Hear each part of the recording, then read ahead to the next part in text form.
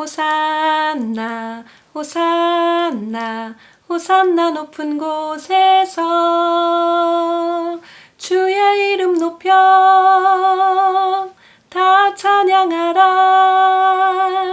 귀하신 주 나의 하나님 호산나 높이 외치세. 호산나 교회 어린이부 친구들 한 주간도 잘 지냈나요? 오늘은 목사님이 호산나 찬양으로 시작해 보았어요. 왜냐하면 오늘은 종려주일이기 때문이에요.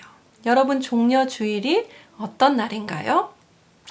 종려주일은 예수님께서 고난받으시기 위해서 예루살렘 성에 들어가신 날을 기념하는 주일이 바로 종려주일이에요. 예수님께서 예루살렘 성에 입성하실 때 사람들이 종려나무 가지를 들고 호산나 호산나 외쳤기 때문에 종려주일이라는 이름이 붙여졌어요. 오늘 본문 말씀 마태복음 21장 6절부터 9절을 다 같이 읽어볼까요? 제자들이 가서 예수께서 명하신 대로 하여 나귀와 나귀 새끼를 끌고 와서 자기들의 겉옷을 그 위에 얹음에 예수께서 그 위에 타시니 무리의 대다수는 그들의 겉옷을 길에 펴고 다른 이들은 나뭇가지를 베어 길에 펴고 앞에서 가고 뒤에서 따르는 무리가 소리 높여 이르되 호산나 다윗의 자손이여 찬송하리로다. 주의 이름으로 오시는 이여 가장 높은 곳에서 호산나 하더라. 성경 말씀에 보면 예수님께서 많은 사람들의 병을 고쳐주시고 또 귀신을 내어 쫓아주시고 죽은 자를 살리시기도 하고 말씀을 전해주시는 등 많은 사역을 하세요.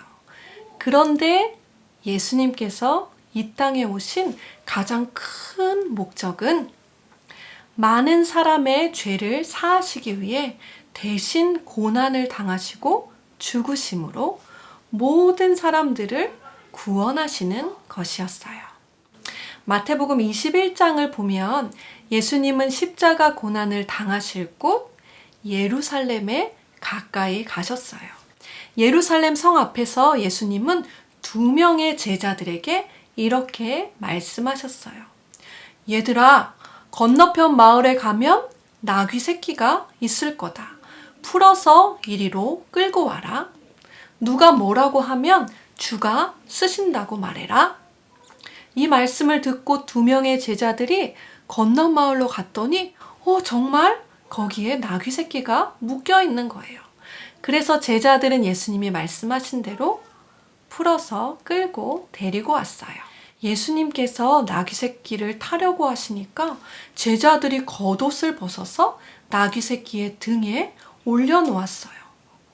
주변에 있던 다른 사람들도 겉옷을 벗어서 예수님이 걸어가실 길에 깔기 시작했어요. 또 종려나무 잎도 바닥에 깔았어요. 여러분, 이게 무슨 뜻일까요? 겉옷을 벗는다는 것은 당신은 나의 왕이십니다. 나의 왕이 되어주세요. 이렇게 고백하는 것과 같아요. 제자들과 수많은 사람들은 지금 예수님을 향해서 나의 왕이세요. 당신은 나의 왕이십니다. 이렇게 고백하고 있는 거예요. 이제 예수님이 나귀 새끼를 타시고 예루살렘 성에 들어가시자 수많은 사람들이 손에 종려나무 가지를 들고 뭐라고 외쳤죠? 흔들면서 이렇게 외쳤어요. 호산나 호산나 다윗의 자손이여 찬송하리로다. 주의 이름으로 오시는 이여 가장 높은 곳에서 호산나. 여러분, 우리가 호산나 찬양하기도 하고 많이 들어본 말이 호산나인데 이게 과연 무슨 뜻일까요? 호산나는 한번 따라해 볼까요? 간구하오니 구원하소서. 한 번 더 해볼까요? 간구하오니 구원하소서. 여러분, 잘했어요. 제자들도 많은 사람들도 예수님께 외쳤어요. 예수님, 우리를 구원해 주세요. 간구하오니 우리를 구원해 주세요. 이것이 바로 호산나의 뜻이에요. 사람들은 호산나 호산나 외치면서 자신들을 식민지로 다스리고 있는 로마로부터 구원해 주시기를 간절히 바랬어요. 사람들은 예수님께서 기적도 행하시고 능력도 행하시니까 이스라엘 백성들을 억압하고 있던 로마라는 나라로부터 구원해 줄 왕이 바로 예수님이실 거야. 이렇게 생각한 거예요. 하지만 예수님은 이스라엘을 로마로부터 구원하려고 예루살렘에 들어가시는 것이 아니었어요. 사실 그것보다 더 큰 목적으로 예수님은 예루살렘에 들어가셨어요. 우리 사진을 보면 예수님은 왜 하필 나귀를 타고 들어가셨을까요?